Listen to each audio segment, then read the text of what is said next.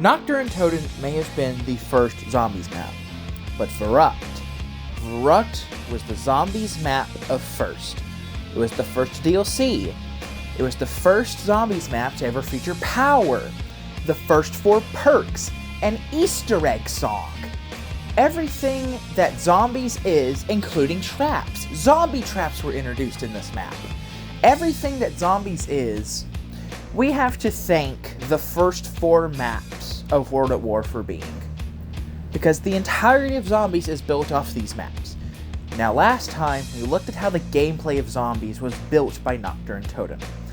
Now let's take a look at how everything surrounding the gameplay, everything that is supplementary that makes a lot of the zombies experience the zombies experience. Starting off with, quite simply, the perks. Verruckt only features 4 perks, those being the original 4. We have Quick Revive, which in this game does nothing for solo players.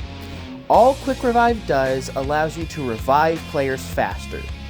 In later games, such as Black Ops 1 onwards, up until the addition of self-revives, Quick Revive allows you in a solo game to revive yourself. It only costed 500 points, and regardless if the power was on or off, you could always purchase Quick Revive in the spawn room. Now, Verruckt technically has 2 spawn rooms, so in a solo game, you could very much get unlucky and have to run around and turn on the power before you can even think about accessing Quick Revive. But with this being World at War, it doesn't really matter, but just know for Black Ops 1 and Black Ops 3, you could get unlucky and spawn on the Juggernaut side. Now, I was unable to test this for myself, because 1, I could never get into a full lobby on Verruckt, and 2, I don't really have 3 or more people that I can play zombies with, so supposedly, whenever you are playing Verruckt, if you have 3 or 4 people, the players will be split up across 2 on the Juggernaut, 2 on the Quick Revive side. And I think I've heard in the past that there is a way that sometimes the game will take 2 people and spawn them in separate spawn rooms. Testing it myself on split screen, I haven't come across anything like that, but just know I could be very wrong about this part of the video here. But what's interesting, because I believe this is the only time in Zombies history where all the players do not spawn in the same spawn room. Again, this is information that I've mostly heard through the grapevine, and quite frankly, I'm kind of too lazy to look it up for myself, so take that part with a grain of salt. I just think it's interesting. I think that's pretty cool, and I kind of hope more zombies maps in future experiment with either having multiple spawn rooms that then lead to a 4-player or even a 2-player game having to find each other across the 2 different sides of the map. But even if you are playing in a game like Black Ops 1 or Black Ops 3, getting on the Juggernaut side isn't the worst thing ever, because it is cheaper because you have fewer doors. So if you were the player that was lucky enough to end up on Juggernaut, you don't have to spend as many points to get to the power switch, and if you were the player on Quick Revive side, yeah, good luck knifing them zombies on round 5 with no good wall weapons. But, wow, that was a very long tangent for the perk section, and I'm still on Quick Revive. Anyways, moving on to Juggernaut, that being the other perk in the spawn room. This one increases your health. Now, I'm not sure exactly how it worked in World at War, but supposedly, in the first 2 maps, or at least in Verruckt and Shinonuma, Juggernaut worked differently, where instead of just straight up increasing your health, what it actually did is I believe it like increased your heal time or something like that. And it wasn't till Doris that Juggernaut was changed to actually increase your health, which is why on Doris there is the Wonderwaft Juggernaut glitch, where I'm not sure exactly how it works, but essentially if you get hit with, like, electricity from the Wonderwaff, you can, like, you lose your Juggernog. And not only that, you can even, if you're unlucky enough, you can accidentally make yourself a permanent one-hit down. So, that's pretty interesting. But, I mean, yeah, Juggernog, it's kind of an essential perk. I mean, even in a modern game like Black Ops 7, where you have armor plates, you have, like, I think by default you have, like, 150 health, and at the start of the game, the zombies only do, like, 10 damage, so you can take, like, 5 hits before going down, and you have self-revives, and with all of that, despite that, Juggernog is still an essential perk. You know, because back in the day, when it was only a 2 or 3 hit down, you needed Juggernog to train zombies, especially if you were going for an Easter egg.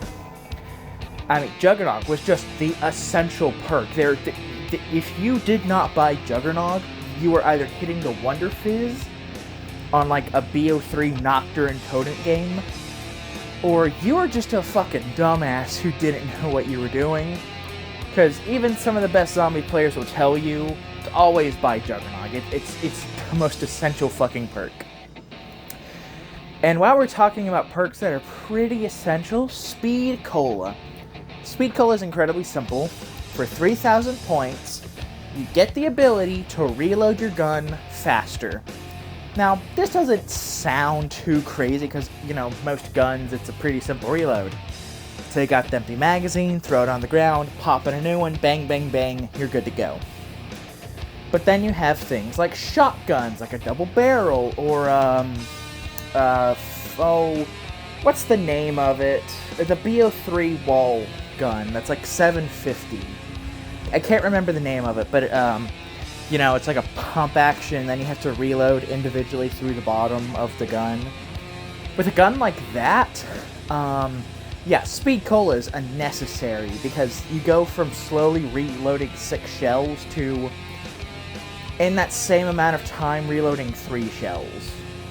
Well, no, wait, fuck, I got that backwards. And like the point is, you get to reload the gun even faster. Which even for something as simple as like the 1911 or your standard AK-47, KN-44, just your standard basic assault rifle, is so good because you go from easily being able to reload to, oh my god, you essentially never stop shooting bullets. And it is a necessary thing if you have like a slow-loading wonder weapon like the Wonderwaff or an LMG. It straight up becomes necessary to have Speed Cola, especially since you never know what you're gonna get from the mystery box. Like, you could get a really awful gun, or maybe you get a really good gun. But no matter what, it has a really slow reload, so just to, you know, let it get by until you're able to respin the mystery box or get a wall weapon. Yeah, Speed Cola is pretty necessary in some cases. And then that brings us to the final perk, which is Double Tap. Now, Double Tap has changed 2 times over the course of Zombies history. With World at War and Black Ops 1, we had Double Tap 1.0, which was kind of useless, as literally all it did was just increase your gun's fire rate, which, especially in a game like Black Ops 1, where you have, like, almost no ammo in your gun, yeah, that was kind of a problem, because just take, like, a simple assault rifle. Got, like, 30 bullets in the magazine, and then you got maybe, like, what, 160 reserve? That sounds great, you know, that sounds pretty good. You know, you could go, like, a couple rounds, you know, as the rounds get higher, you know, your damage output's gonna drop, so you're gonna need more bullets. But, the problem with Double Tap is now that you're shooting your bullets twice as fast, yeah, if you don't have good trigger discipline, all of your bullets are gonna fucking fly out your gun, and you're gonna be left with nothing. And the worst part is, that's all Double Tap 1 does. You know, if you have, like, a slow-firing weapon, hey, that's great, you know. Take the ray gun or the Wonderwaff or a slow-fire SMG or a sniper. That's great, that's awesome. until you run out of fucking ammo. In which case, great, you're just stuck running around training, knifing zombies till you can get enough points to either hit the box again, or just buy a gun off the wall. So, yeah, I mean, I do believe, correct me if I'm wrong here, but I believe if you have monkey bombs, you are able to, like, wind up and throw a monkey bomb faster. Don't quote me on that. That might be just like a double tap 2 thing. But as we go on into Black Ops 2, we get the introduction of Double Tap 2.0, which essentially keeps the faster fire rate, but instead of shooting all your bullets twice as fast, instead you shoot 2 bullets for the price of 1 bullet. Meaning a 30-round magazine pretty much turns into a 60-round magazine. So you're firing twice as fast, and your fire rate is noticeably faster, but you are actually doing increased damage compared to without Double Tap 2. And with some guns, I kid you not, Double Tap 2 makes the difference between it being a mediocre gun to, holy crap, this thing Unpack-a-Punch is carrying me to round 25 and onward. See, I'd say by the time we get to Black Ops 2, Double Tap 2 is a necessary perk. You know, it's helpful, but it's nowhere near as helpful as Quick Revive. Hell, I'd argue Quick Revive is more useful, and that literally does nothing in solo games. Just because I feel like the use case scenario for original Double Tap is so little. Then we do have Double Tap 3.0 in Black Ops 6 onwards. I'm not sure exactly what it changes. It's pretty much Double Tap 2, and then it, Again, I'm not sure what all the additional changes are. I think it's mostly through the augments that the perk is different, but, again, correct me if I'm wrong about that. Now, we have traps. So, the traps on Verruckt are incredibly simple. All we have are the electric traps around the map on the second story. And, yeah, you spend like 1,000 points at this little electrical box, and it'll kill zombies infinitely up until the game resets if you hit too high of a round. And it's literally the high round strategy on Verruckt, any version of Verruckt. Load in, get you a good gun to build up points, you know, get your perks, and then essentially just run around in a circle until you can spin the electric trap and kill all the zombies. And traps are interesting, so, you know, you spend the points to kill zombies for a little bit, and then you need to wait for the trap to recharge. That's just to keep you from spamming all your points. Now, I believe in later games, like maybe Black Ops 6 and 7, and again, you could correct me if I'm wrong about this, but I'm pretty sure they experimented with having traps over time increase in value, like you go from spending 1,000 points to 2,000 to 2,500 and onwards, the more you abuse a trap. Because I remember during the beta on Vondel Farm, like, I remember the price going up, and I could be misremembering, but I remember using the trap for like a few rounds, and then boom, the price just doubled out of nowhere. So I think that, if I'm remembering correctly, someone who knows more about this tell me. But I do believe that Treyarch has been experimenting with traps costing more points over time to kind of counteract people just spamming traps and then getting easy high rounds. Which, on top of that, over time traps have been nerfed to hell and back, to either not doing infinite damage, to having longer cooldowns and shorter duration times, to being more expensive, or just flat out not being very good, and hell, even crashing your game or damaging you. So yeah, you know, traps aren't all they're cracked up to be nowadays, but back during Verruckt, they were pretty much essential for going into any high rounds, because Verruckt is a very tight map design, and I will get into that later. Okay, and that brings us to the next thing, and this is the big innovation in my opinion. The power switch. Back in Nocturne Totem, you spawned into the map, and once you bought the mystery box door, that's it. you can pretty much just sit and survive anywhere in the 3 rooms in the map. But with Verruckt and the addition of the power switch, unless you buy every single door in the map, you're pretty much cut off from like half of the map, because half of the spawn room, there's a massive door that can only be opened once the power is turned on. And typically in a game of Verruckt, at least in World at War and Black Ops 1 Verruckt, the mystery box is always in the power room. So if you want to hit the box for their wonder weapons or just anything, you have to make it to the power room and then flip that switch and boom, suddenly you can buy any of the perks. And survival goes from, oh my god, I'm fucking dying, I need a corner to hide in, to, holy shit, I'm actually killing zombies. So, the power switch itself isn't a whole lot, because you can definitely have zombies without a power switch, but it's almost like a rite of passage in a way, that Zombies has a simple and easy power quest.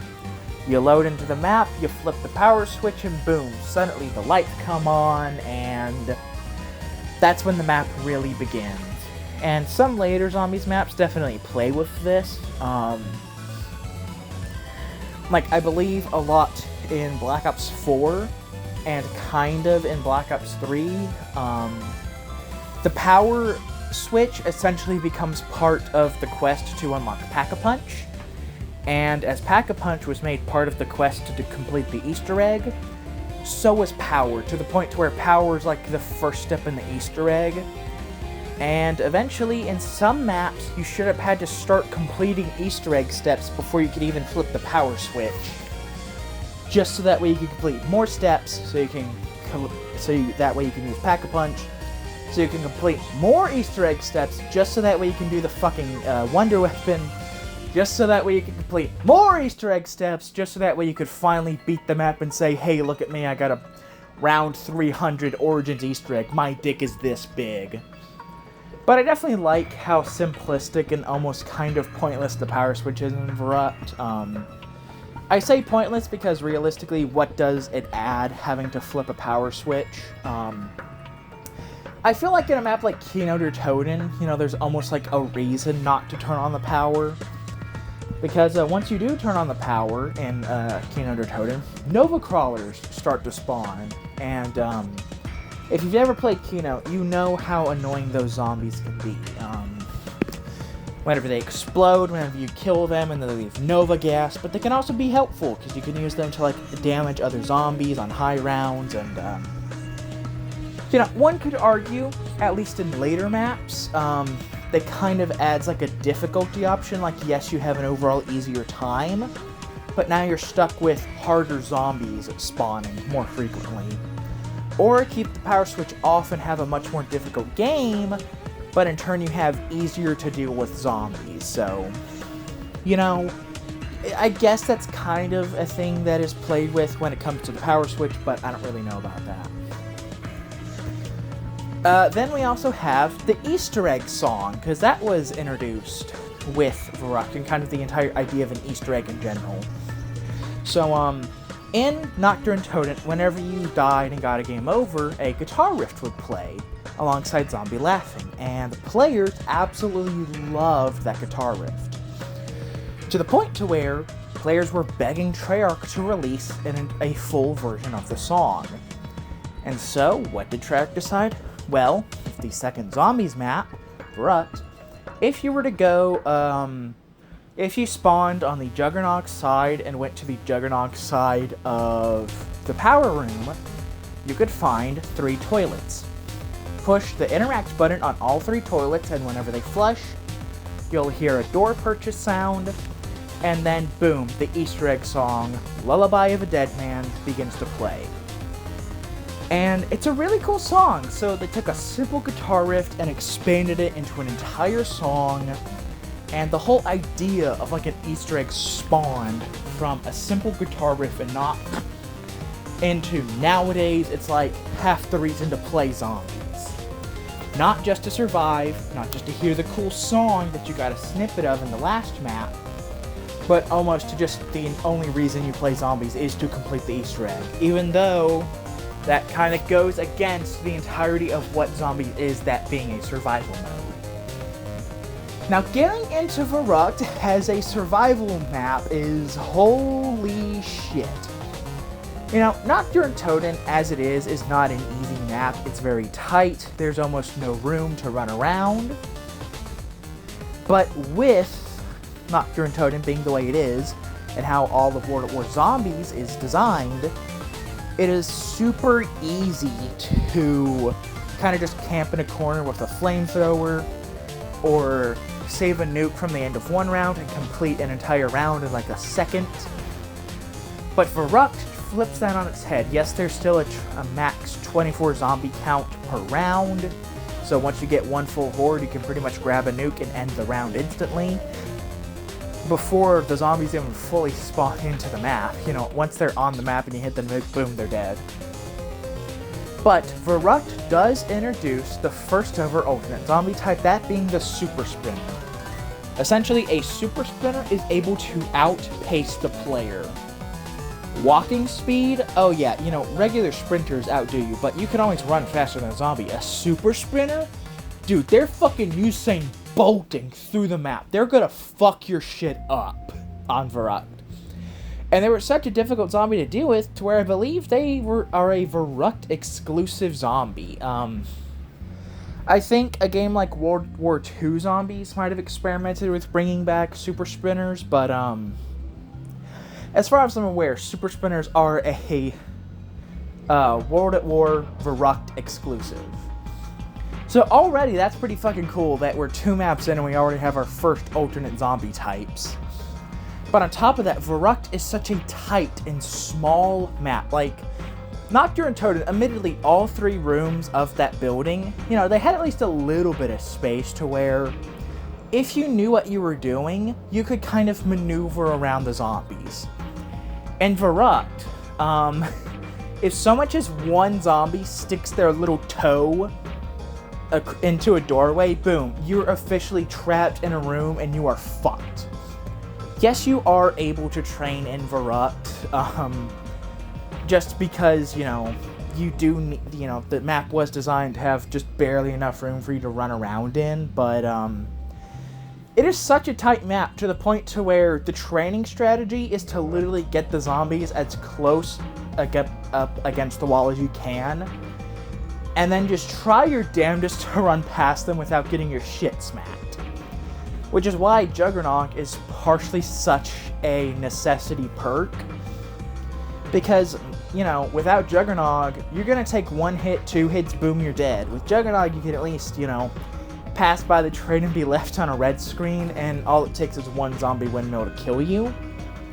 But you can, you know, you can at least pretend to, like, break the zombies' ankles without them instantly smacking your shit.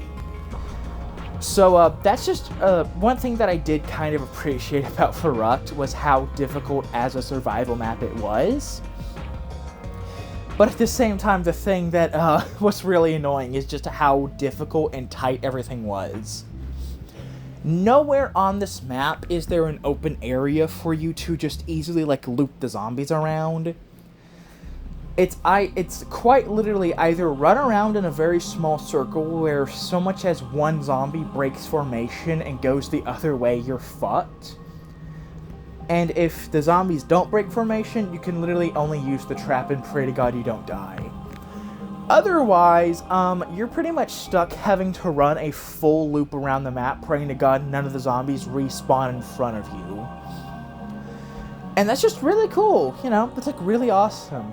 Now I have seen, like, Verruckt reimagines created by fans where you can go into the fountain area, and they add like an entire additional area where you can run around the outside of the map and find a pack-a-punch machine. And while all that's cool, and I would like to see a new Zombies Chronicles remake for, like, Black Ops 7, that adds an ability to go to the middle of the arena to grab the fountain, I feel like that would kind of ruin a lot of Verruckt's identity. Like, even if you make it to where the zombies can just spawn out of the ground and quickly swarm you even once you're pack-a-punching, I do feel like even having that big open area would still kind of defeat the purpose of Verruckt's tight, barely managing to survive gameplay. Verruckt has a very specific gameplay style, and you really do have to admire it. It's just something really fucking cool, and retroactively, the story was admittedly kind of funny to me. Because it's also the first map where we have voice lines for our nameless characters at this point. Because originally, Verruckt, we're just playing as, like, 4 random Marines. But retroactively, Tank Dempsey was made one of the playable characters, as well as someone named, like, John Banana. That's just fucking funny to me, but, the storyline aspect to Verruckt, which was added retroactively, I believe 4 Marines were assigned to retrieve a spy within Group 935 at the Verruckt facility. However, the spy was captured and experimented on before being taken to the Siberian facility in what we would know as Call of the Dead. And then the Marines get there, they kind of try their best to survive against the zombies, but eventually Tank Dempsey is captured and experimented on by Richtofen, while everyone else comes to the zombie horde. Unlike Noctur and Todent, where it's just 4 nameless Marines that die.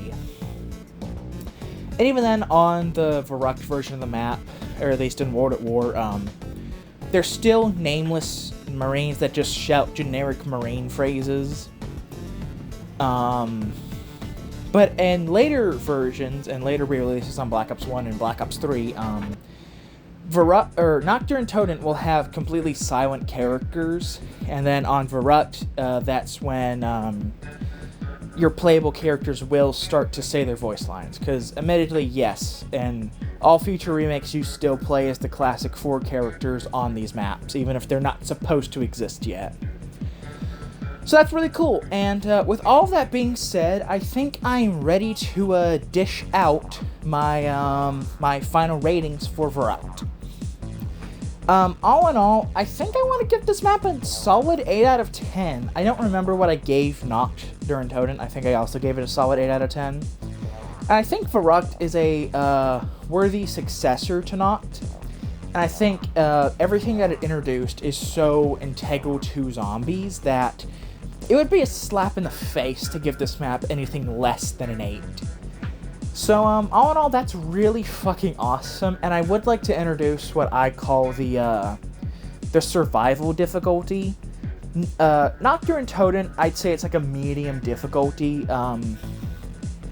Yeah, it's very tight, there's no perks, and all you have are pretty much your wonder or like the mystery box guns, like the ray gun and whatever wonder weapons are added in whichever version of the game you played. Just like Noctur and Todent, I did play the Black Ops 3 Zombies Chronicles version of Verruckt, entirely for aesthetics and gameplay differences.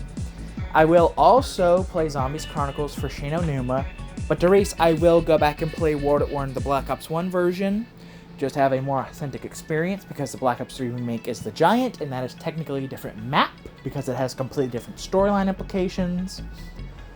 So, yes, for Darice, I will play the original Shin Onuma, I will do the BO3 Chronicles, and,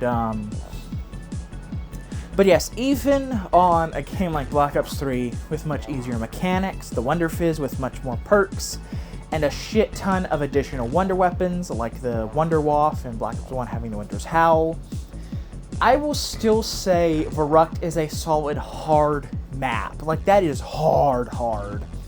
If you're going in just for survival, prepare to get your booty snatched by them super sprinters. Because, frankly, kind of a blessing if you make it at the spawn room to the power switch. And, so yeah, 8 out of 10, hard difficulty, Noctur and Todent, medium difficulty, and, yeah. So see you all next time for Shin Onuma and the start of the Zombies storyline.